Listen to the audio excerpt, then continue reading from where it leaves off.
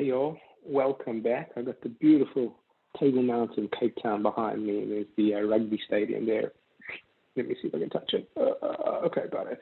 All right, come learn with me, another series for articles that you all liked last week and shared and got the most views, MicroStrategy and Bitcoin. So you're going to delve into that, and you probably have heard those two terms together for a while now. The mother of all fat tales. And this is from Bill Miller, the fourth CFA CMT. So I think this is the famous Miller value, Bill Miller, famous investor. Okay, income strategy, fourth quarter 2020 letter. The Miller income strategy ended 2020 on a stronger note than we began the year, up 19%. Okay, this is not going to be a newsletter per se. We're going to get down into them. So hang with us, MicroStrategy and Bitcoin. But it's interesting that value made a good comeback last year. Since inception, our goal has been to provide a high level of income through a portfolio that would perform better than more traditional fixed income. So it's an income portfolio in a pro-cyclical environment as the world tends to grow most of the time. Our modus operandi has been to search for and own yield that the market is likely to pay more for in the future than it does today. Okay, stay with us. MicroStrategy is an interesting story. It is from this perspective that we explored the thought process behind one of our more recent and unique purchases, MicroStrategy's 0.75% convertible bond. MicroStrategy's core business historically has been data analytics and collaboration software. It is almost the largest such companies ranked by revenue. It is among the largest. It caught our attention last year after announcing an accelerated share purchase in conjunction with a strategic shift in the core product. Further research would reveal minimal analyst coverage and a CEO that owns a quarter of the company. Wow, both things we love to see. Famous old Bill Miller. In addition, Michael Saylor, as that's a name you may have heard, is among the longest tenured CEOs of all publicly traded companies, and is the only sitting CEO we can find that has thrived after presiding over a 99.86% decline in his company's equity price. It helps if you own 0.25%. We just got to get this in. He has clearly demonstrated a unique ability to catch an emerging, scalable trend early and build an enduring business around it, while also retaining a substantial economic stake despite ups and downs along the way. We became especially interested when he announced that MicroStrategy would put all its cash into a technology we have long supported, Bitcoin. A topic which merits further discussion on its own from an investment perspective. Link to the value investors case for Bitcoin. No link. Okay. First, what is Bitcoin? Bitcoin is a decentralized network of value storage. Okay, boom, that's what you mean there.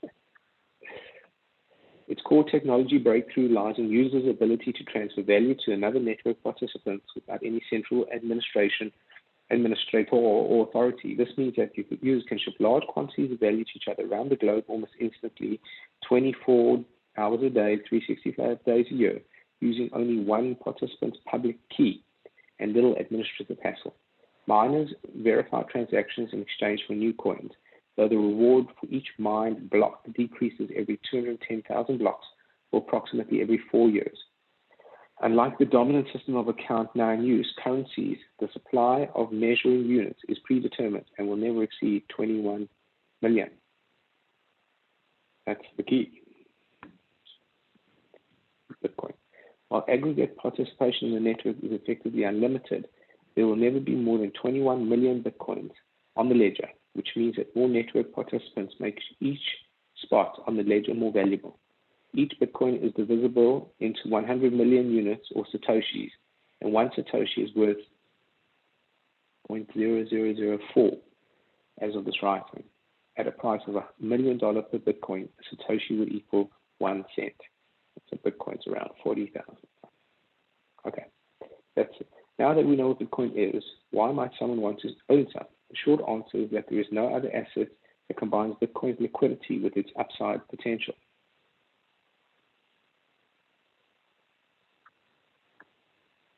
Bitcoin is still an emerging and under-owned technology in an enormous addressable market and has a brilliantly, logically consistent protocol, distributed governance. Data from the World Bank, IMF, and OECD imply that the total amount of broad money in the world at the end of 2020 was north of 130 trillion. At a market capitalization of 700 billion, Bitcoin represents approximately half of 1% of all the accounting systems in the world. Interesting that the accounting systems, despite some clear advantages over them.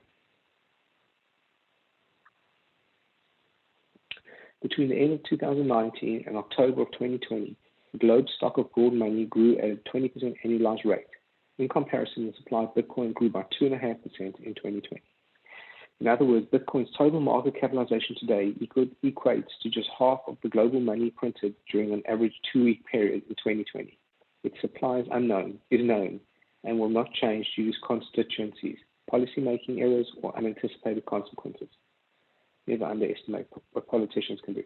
No one will threaten or to temporarily shut down owners' access to Bitcoin because of a pandemic. It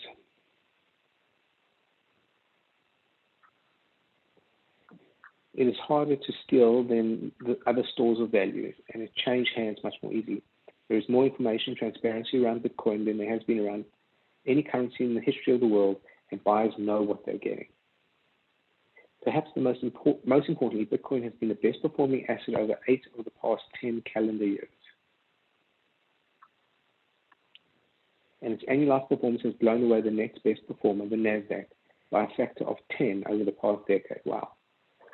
Not only any Bitcoin has been a massive mistake, and we expect that will continue to be true. A long-term candlestick chart shows progressively higher lows despite significant volatility, clearly representing growing demand from long-term holders willing to tolerate the swings. There is a 12-year track record of demand growing consistently faster than supply, and failing to own any Bitcoin at this point implies a belief that there will be a reversal in a long-prevailing and increasingly powerful trend.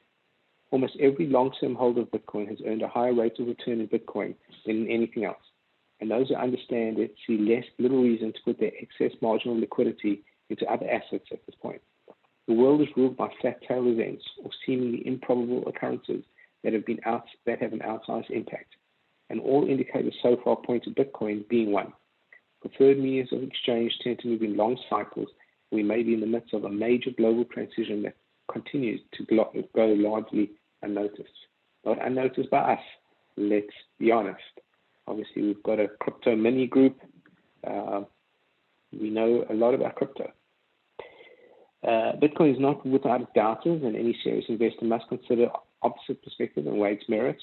We have thought through some of the common objections which follow. Okay, we'll go through this and then at the end of the letter. Okay. It's a Ponzi scheme. This is easiest to address because it demonstrates a lack of understanding of both Bitcoin and Ponzi schemes. Bitcoin is quite the opposite of a Ponzi scheme, which involves a central criminal extracting value from current investors, using new investors' money to fund redemption or falsifying stated returns. There is no middleman in Bitcoin, only a network of users governed by an established protocol. Indeed, the value of the network grows with its aggregate usage, but users share in the value growth as new users adopt the technology. The market's deep liquidity and supporting infrastructure leave no doubt that the price and stated returns of Bitcoin are as real as it gets. Nice.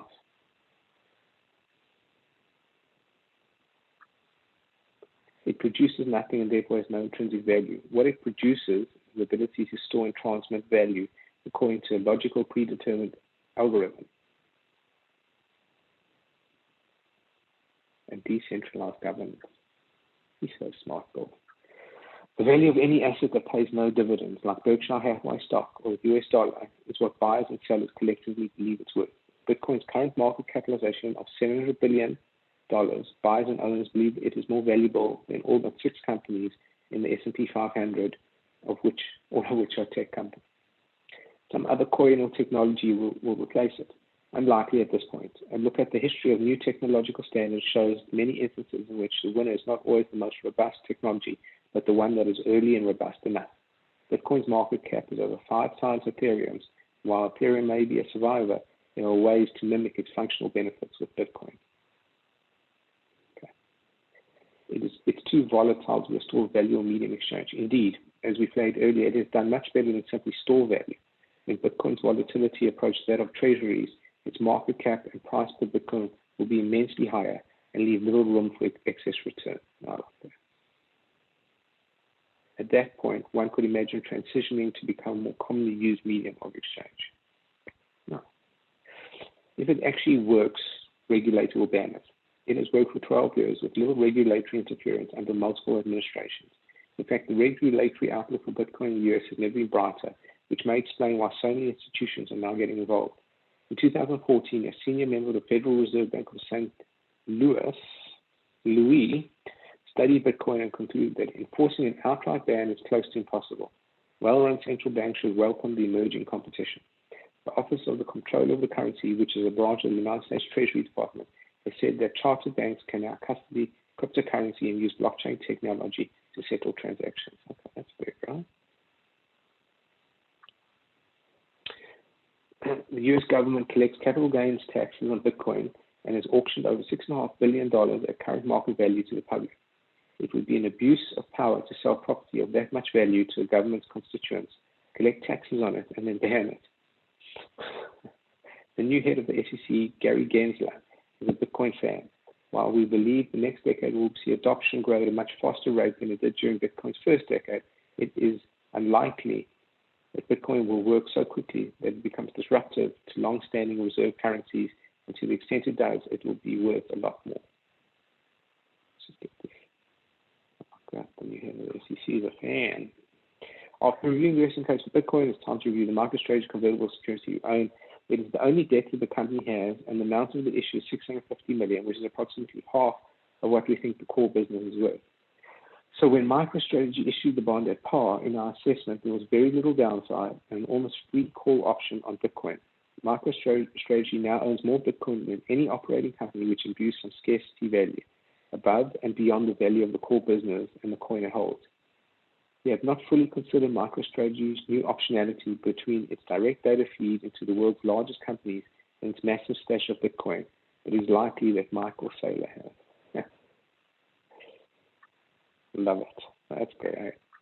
There are probably not many other income strategies buying convertible securities tied to Bitcoin, so we figured it would be worth highlighting our thinking on this unique opportunity as it demonstrates what differentiates our investment process from others.